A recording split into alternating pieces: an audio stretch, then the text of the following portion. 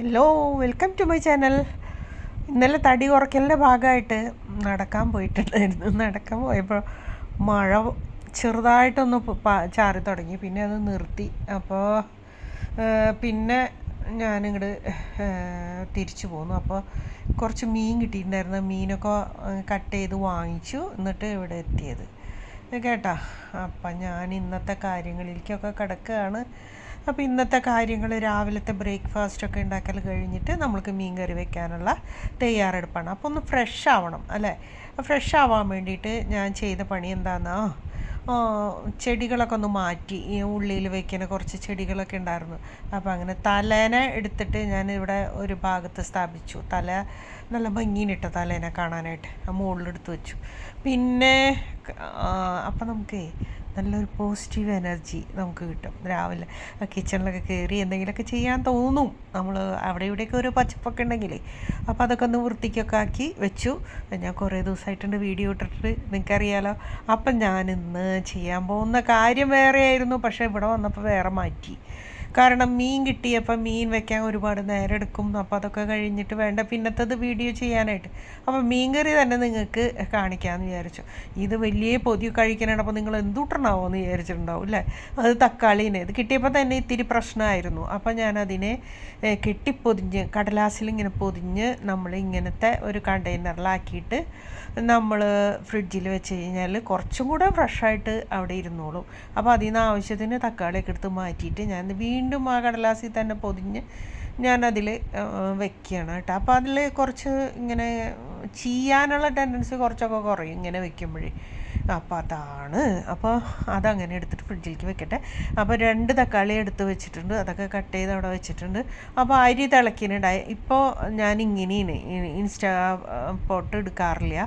ഇപ്പോൾ കുക്കറിൽ നന്നായിട്ടൊന്ന് അരി തിളച്ച് കഴിയുമ്പോൾ കുക്കറൊന്ന് അടച്ചു തീ ഓഫ് ചെയ്തിടും. പിന്നെ എനിക്ക് സൗകര്യമുള്ളപ്പോൾ വന്നിട്ട് ഊറ്റിയെടുക്കും. അതാണ് പതിവ്.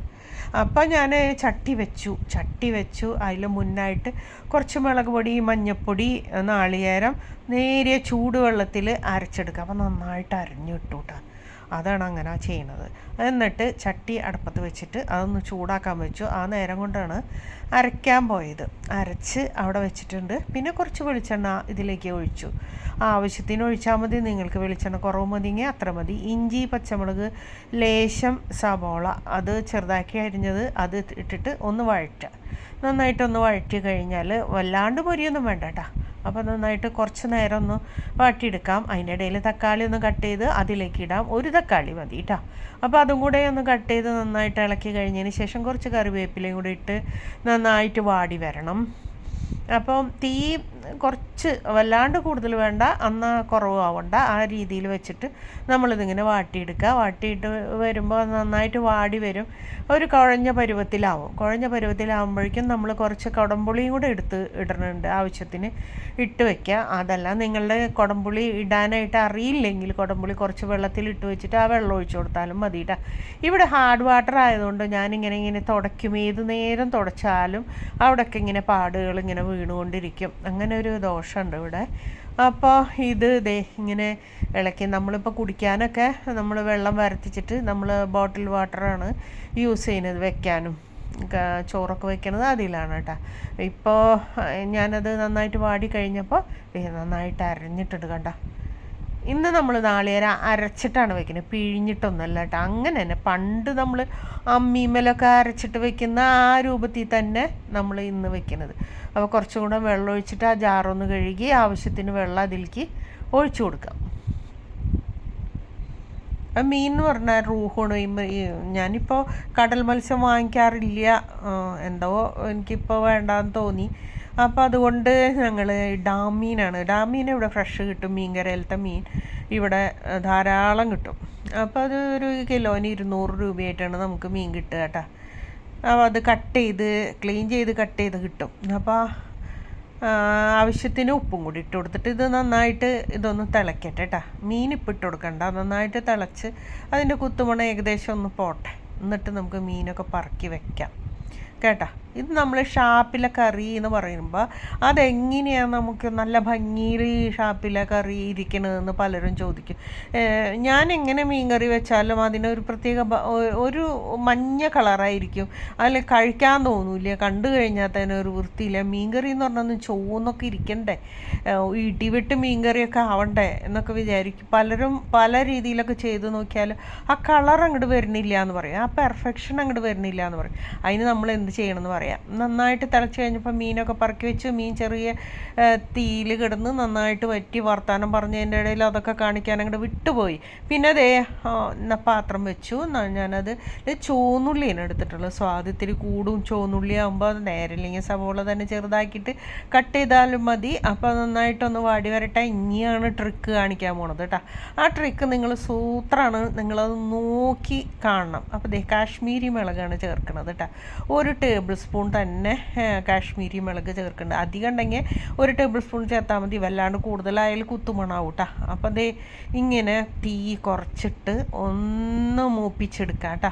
തീ വളരെ കുറച്ചിടുക. തീ കൂടുതലുണ്ടെങ്കിൽ ഓഫ് ചെയ്തിട്ടിട്ടായാലും മതി. നമ്മളിങ്ങനെ ഒന്ന് ഇളക്കാൻ കരിയാൻ പാടില്ല. പിന്നെ കറിവേപ്പില ലേശം കൂടി ഇട്ടിട്ട് ഒന്ന് ഇളക്കി കഴിഞ്ഞിട്ട് നമ്മൾ എന്ത് വേണം, നന്നായിട്ട് മൂത്തിട്ടുണ്ടാവും അല്ലേ. അപ്പോൾ ഇനി നമ്മൾക്ക് അത് കറിയിലേക്ക് അങ്ങോട്ട് ഒഴിക്കാം. ഇപ്പം അത്യാവശ്യം നിറമൊക്കെ വന്നിട്ടുണ്ട്.